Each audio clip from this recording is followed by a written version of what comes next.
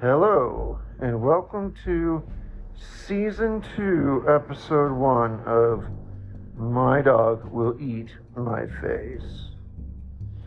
And just to be honest, I'm not expecting many differences between Season 1 or Season 2. I just had to, pretty much in my mind, switch to Season 2 because I was running out of space, so to speak, of episodes to claim under just episode 1, and to avoid capping that out and then losing the ability to create additional podcasts, I'm creating instead a new season, which starts me back again at episode 1, well, at least for this season. So you might see some changes here and there, but nothing too dramatic. So I just wanted my listeners to know and be aware of that. Now, in today's podcast, I was sort of driven pretty avidly, I would say, by one of my listeners to really document all the particular oddities, so to speak, of my medical condition and how it developed and how it's changed and how my body has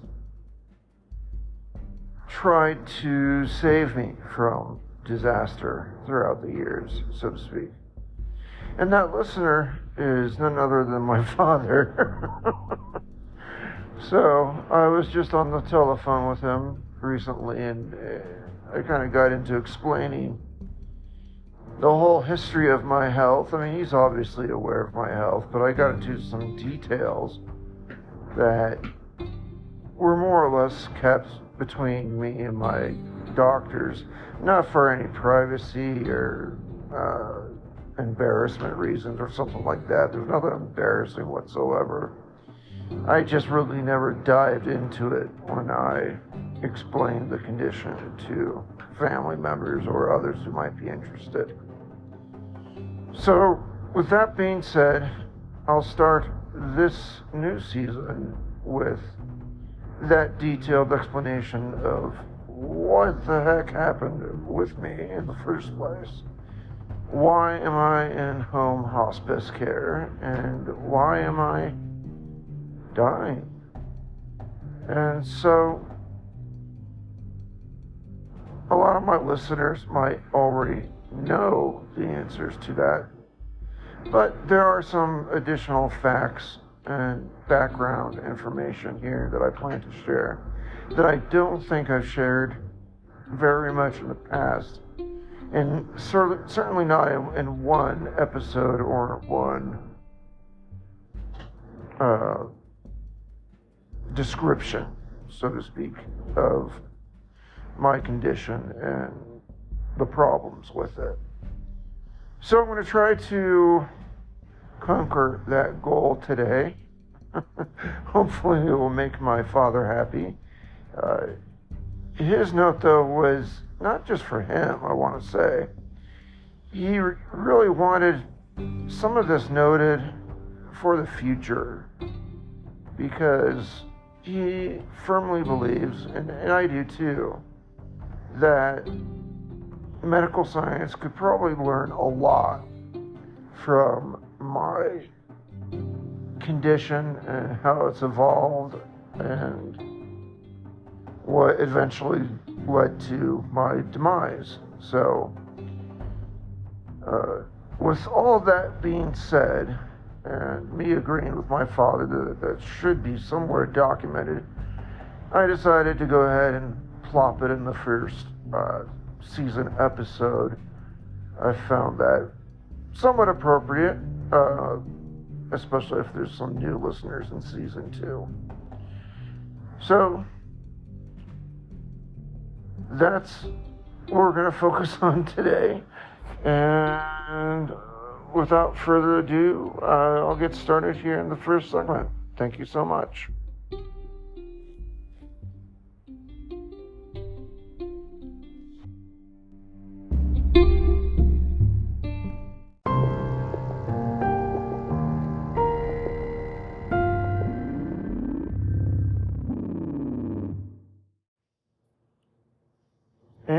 beginning, God may have created light by saying it is there. In my case, in my beginning, it was pretty much SOL from the get-go. I actually suffer fundamentally from a protein C deficiency. And this issue may be the direct cause of all my issues up to today. But I'll touch on that a little bit later. So, a protein C deficiency is just a condition, a genetic condition, I believe, in which your body abnormally clots blood, and it can cause deep thrombus vein clotting, and also,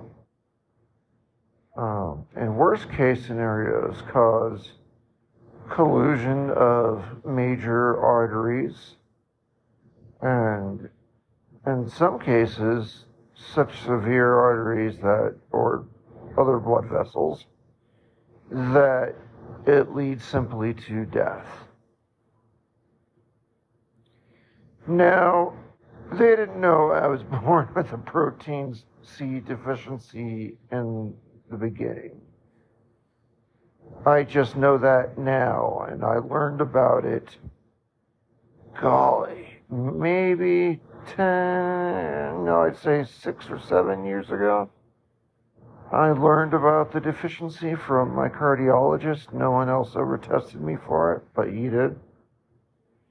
And that sort of explained a lot of the problems I was having. And again, I'll get more into that here in a little bit. Now, a protein C deficiency can cause very serious issues, not just deep vein thrombosis. It can cause collusion of major vessels, where they can no longer provide blood to the body. And it can also cause, among many other things, pulmonary embolism, where a blood clot that was abnormally formed somewhere in my venous system knocks loose and travels straight to my lung, and that could cause, pulmonary embolism, which is pretty much sudden death. If that happens, you're gone. So it's just a matter of minutes, I think, at most, that you might have to live. But I think, for the most part, it's pretty much instant death. Now, obviously, that has not happened to me. Otherwise, I'd be a very weird ghost. But that doesn't mean that it still cannot happen to me. That is a pulmonary embolism or something else serious. So I kind of live on eggshells, sort of, hoping that no unusual clotting of my blood vessels get knocked loose and travel to the lungs and cause an embolism. All I can do is hope that that never happens. And so far, it truly has not happened. So, before I even had a chance at life, this deficiency was in my development as a fetus, as a baby, a newborn baby. So the doctors at the time didn't know what a protein C deficiency was. They didn't test for it. And it pretty much was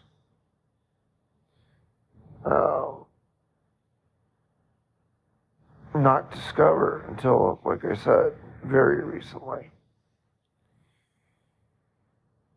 But the symptoms that it causes certainly were not brand new just a couple of years ago when I learned of this deficiency. They've been happening all my life, and my personal theory is that they've been happening even when I was in the womb. So that's my personal theory, because I was born without a right pulmonary artery. And you could say, yep, that's a weird congenital defect. It certainly is. But one theory behind that is that this protein C deficiency colluded the development of a right pulmonary artery and prevented it from being forming at the start. And that was the very beginning and the start of my health crisis for the rest of my life.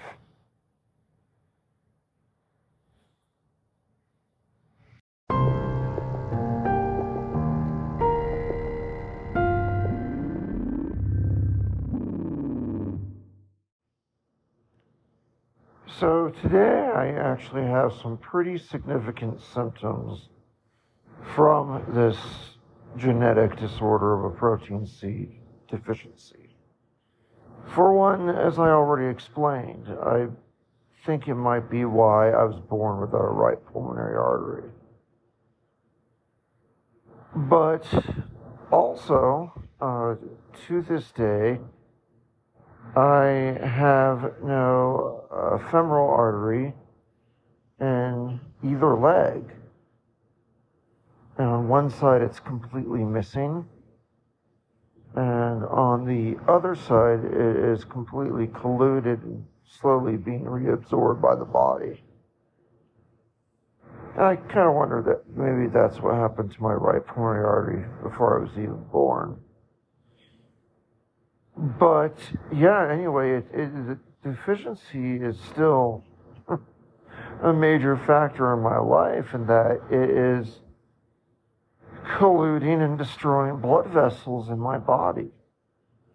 Now, when you do that, it produces, of course, tremendous strain on the heart to keep going. Now, in my case, in the very beginning, they implanted an artificial shunt, a man-made shunt. They didn't graft anything, which is the distinction there. And they used that to try to replace the pulmonary artery that was missing at that time. Well, last time I went in for a heart catheterization, they went in and looked at that shunt that's still there, and it's still working.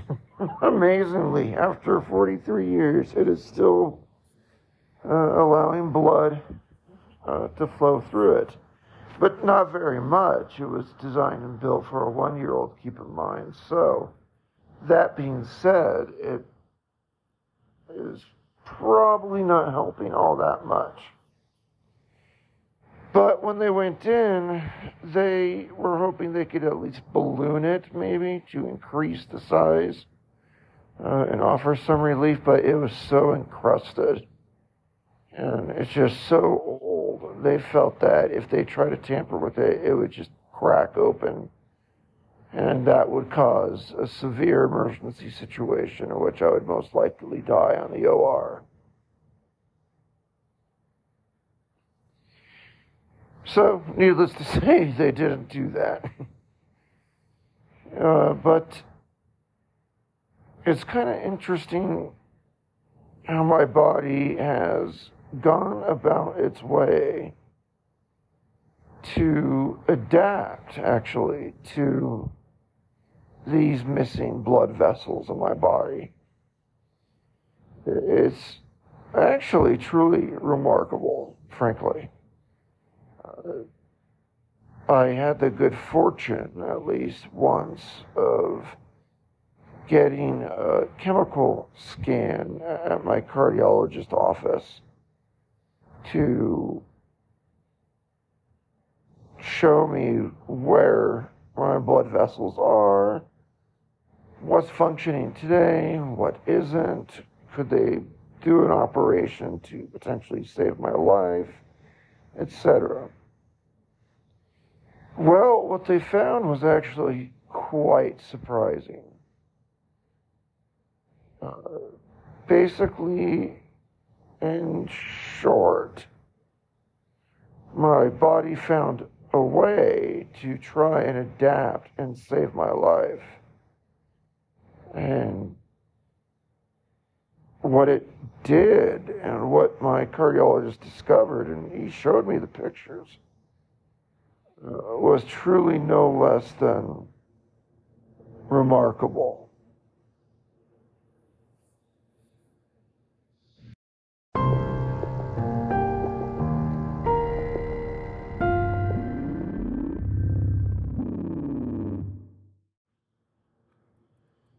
So, what my doctor showed me was truly remarkable.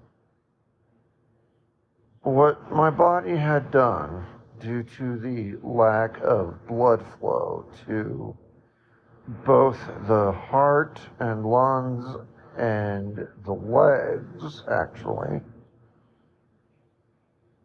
it had created a amazing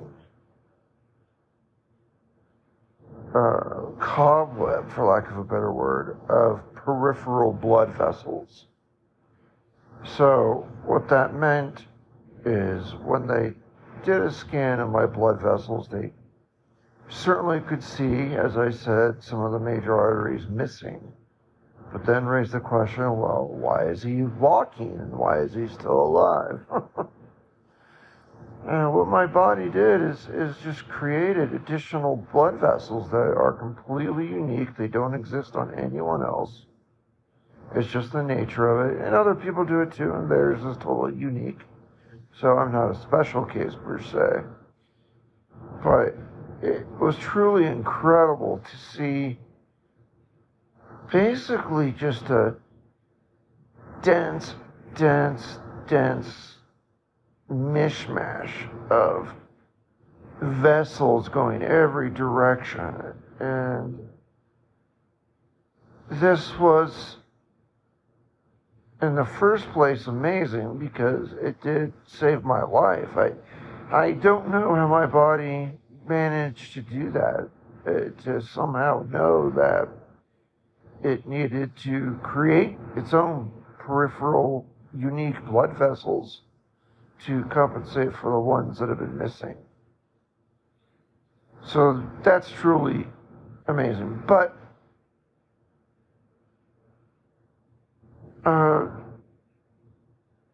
the other amazing thing is, well, I shouldn't say it's amazing. Unfortunate thing is that this is partially why I could not qualify for any sort of surgery in recent years to help correct the blood flow to my heart to reduce the pressure on the heart and hopefully save my life. My cardiologist presented the option for surgery to both the medical team where he's at, the surgery team that he's at, and he's at a world-renowned hospital. He also shared it with Stanford and other surgical teams that are very well known for cardiac issues. But the problem was twofold. One, if they open my chest, let's say, they might have to dig through those blood vessels. And it is just such a unique and confusing, entangled cobweb of blood vessels, they won't know which ones to cut and which ones to not cut. And when I say that, they would have to cut these, at least some of these blood vessels, to get access, obviously, to the area where they wish to perform the operation. But they had no idea which peripheral being cut would instantly kill me, or another one that would just do nothing noticeable. They had no indicia, no indicator whatsoever between those two potential outcomes. So,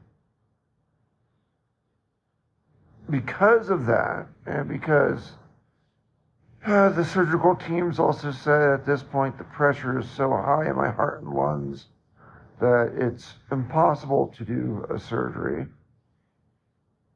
But yeah, because of that, they can't go in and do any surgery. It is just basically a total disaster of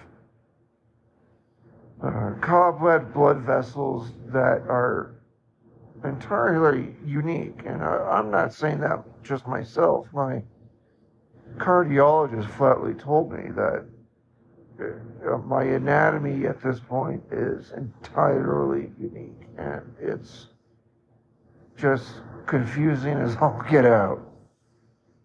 On my very last heart catheterization, my cardiologist approached me as I was recovering in the recovery room. Obviously, I wasn't recovering like in the McDonald's down the street or something weird. Anyway, he said right away, well, I'm just more confused. Which is not what you like to hear from your cardiologist who's there to save your life. But that's what he said after the catheterization. He said, well, I'm just more confused than ever. So all that really made any sort of surgery just utterly impossible. And incidentally, I have gone through emergency surgery not that long ago, per se, when I broke my leg and I severed my femur at the ball inside the hip. Pardon me. So they had to basically do a full hip reconstruction. So you can imagine what they went through if there's peripheral vessels there in the hip. I mean, I'd imagine there are some. But in doing the operation, they did tell me after the fact that I had lost a tremendous amount of blood, and that they were considering a blood transfusion at the end of the procedure. But based on my bouncing back, so to speak, and more or less feeling fine in my hospital room, they decided against it. They decided once was enough. So this little deficiency has not only, I think, impacted me from the very beginning, from when I was an infant. I truly think that something happened with this protein C deficiency, and it colluded the primary right artery, and it was reabsorbed or failed to develop. That's my personal theory, but I'm not a doctor, and I don't even play one on TV, so take everything with a big sack of salt.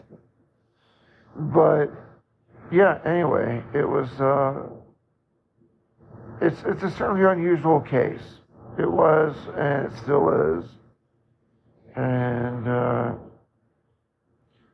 because of it, a lot of surgeries are pretty much stuck dead in the water for me because, again, the anatomy is so different.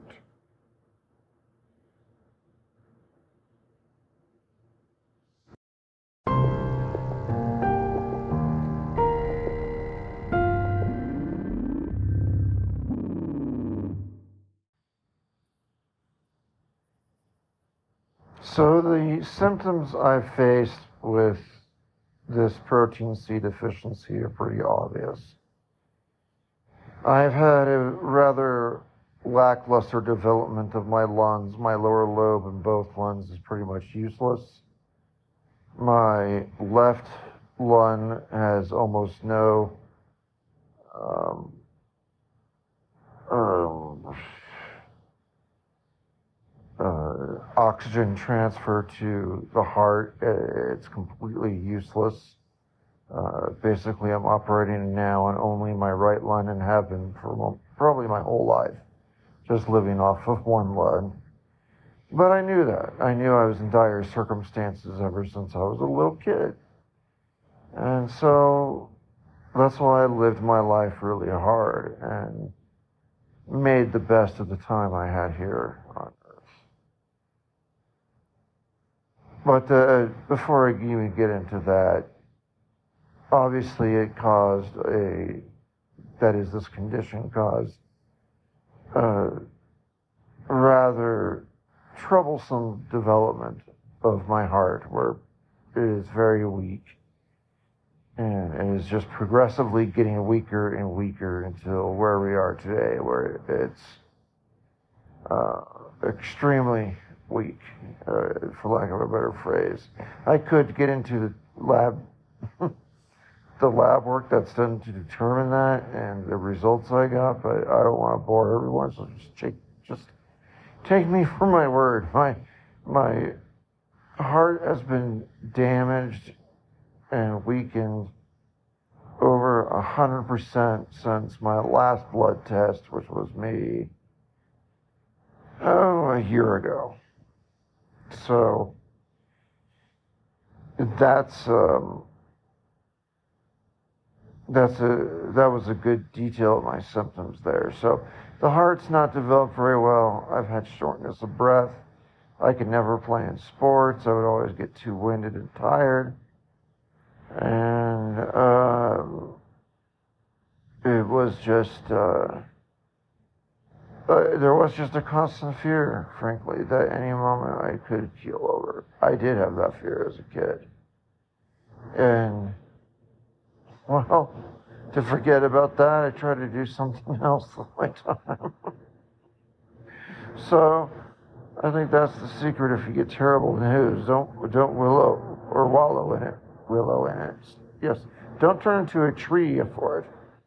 No, don't wallow in it and expect things to change or get better.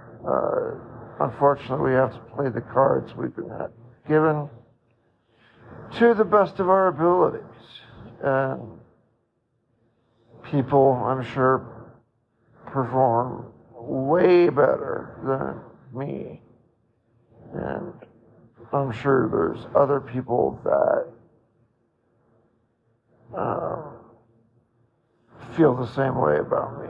So, anyway, it's caused all these developmental issues with my heart and lungs. And so that being said, I've gone into congestive heart failure. At one point already, my right ventricle failed. I went to the hospital for that one, and that's when my cardiologist told me I had about 3 years to live and I need to start making final preparations. And that was about 3 years ago, maybe 4. So, there was a very rapid health deterioration then, suddenly, very recently. I was healthy before. I've traveled the world. I've got a degree with honors, and I've been to Somerville College at Oxford to study as well. I've done all these things, but now it's just useless,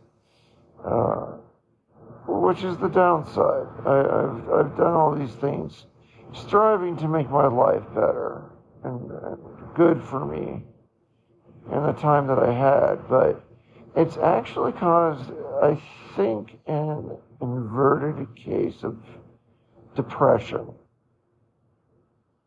with me. It might be kind of difficult to understand, but I think it makes sense. I'll open this particular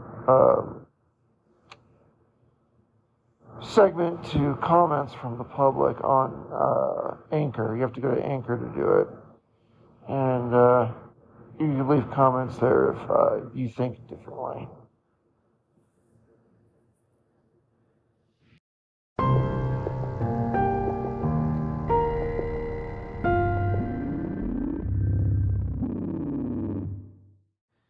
Now, I have to be honest and say that growing up with this deficiency and this disease and all the damage that it's done to me in my life was not necessarily all doom and gloom.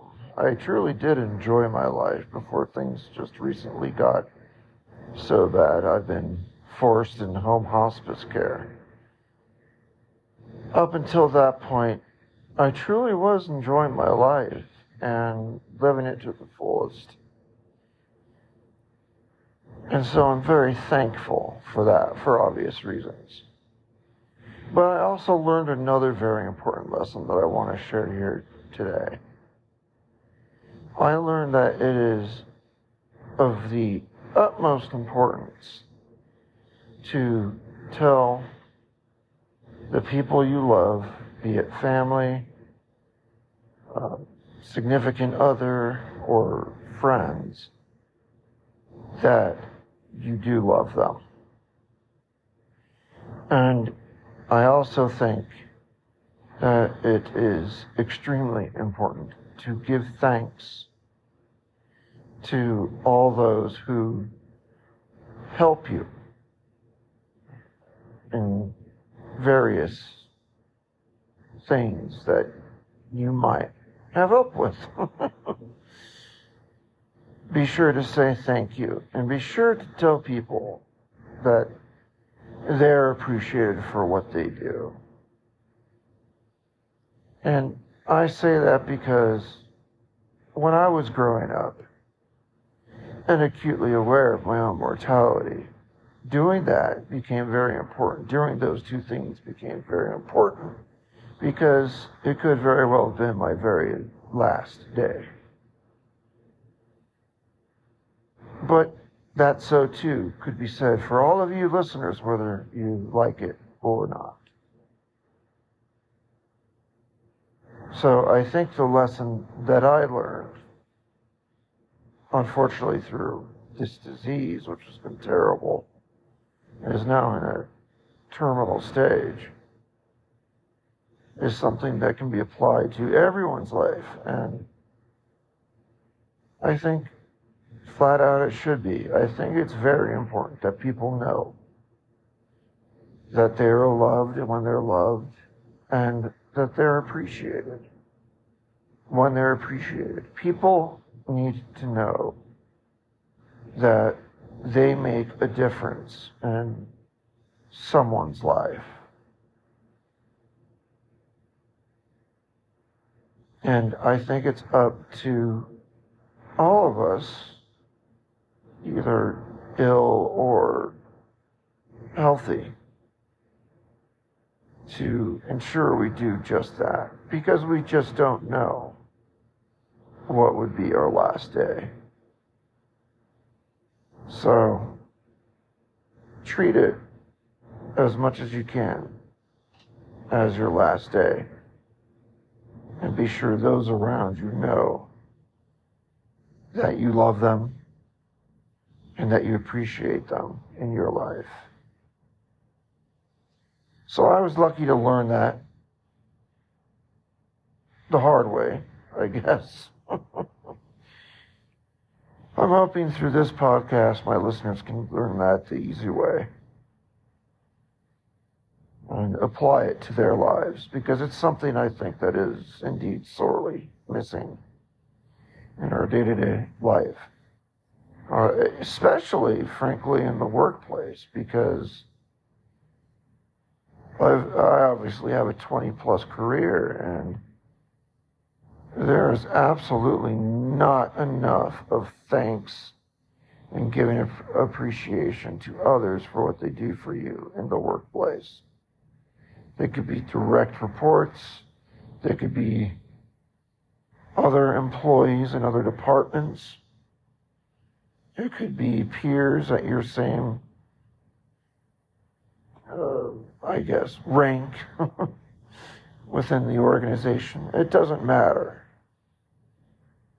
I think it's important to tell everyone who helps you in some way that you absolutely appreciate their help. So I just wanted to share that as well as my hard lesson from this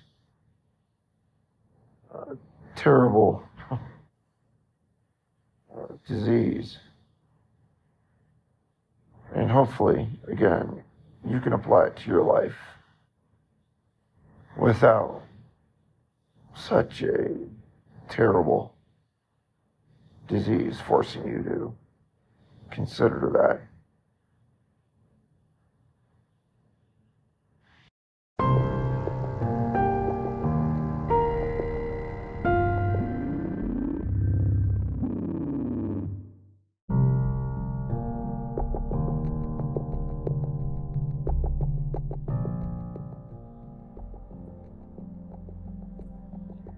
So, with all that being said, I think I've given a pretty good summary of my health condition, the cause of it, how it's transpired in my life, and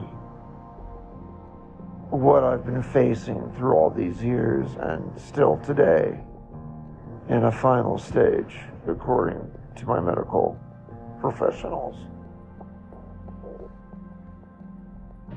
And I share this for just posterity. You know, they say once you put it out on the internet, it's out there forever.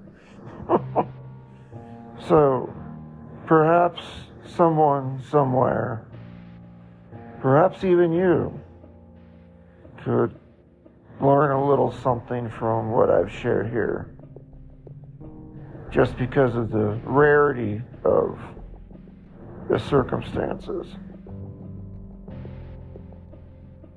Hopefully, sharing just a little bit of what I went through will lead to someone else being helped in their life with a similar issue.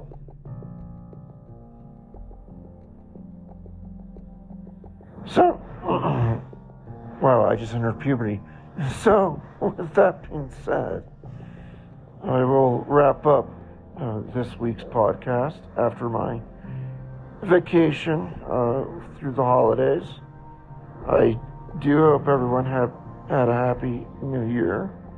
I certainly did, although I missed the countdown to midnight. It was after midnight before I noticed to check in on things, so oh well. But welcome to 2023. I hope it's a better year for all of us than 2022. I think I could safely say that's almost universally applicable. So, I appreciate your listenership profoundly. I sincerely mean that. Thank you so much for listening to this and perhaps my other podcasts, and joining me now on season 2 of this podcast, which I frankly thought I'd never get to. I'm just apparently a very stubborn person, still hanging in there with my health, so to speak. And I'm just not dead yet. And my plan is to keep recording, to share the experience as much as I can until that final curtain does fall. So please follow this podcast and turn on notifications so you're notified of future podcasts, especially in this new season. And if you really want to help the podcast, you can go to patreon.com/mydogwilleatmyface and just drop a little shekel for a relatively poor guy now, living off disability and trying to make ends meet and sharing his story with the world. But even if you don't, you've already given me the most valuable thing, which is your listenership and listening to my podcast. So again, I sincerely mean that. I'm very thankful for you giving me your time today to listen to my babbling away. I will re-record a new episode, hopefully next week. There might be some deviation from that in season 2.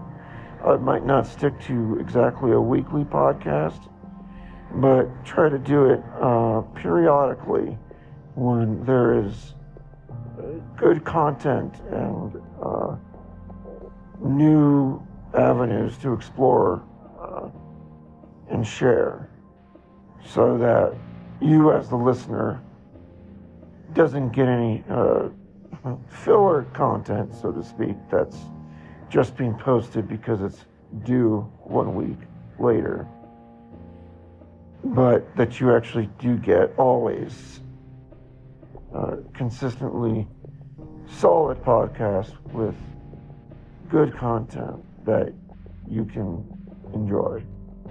And that's my goal. So it might not be exactly week to week, because we just don't know how things happen, but I'll try my best. But more importantly, let me try harder to give you new and interesting content when it's available.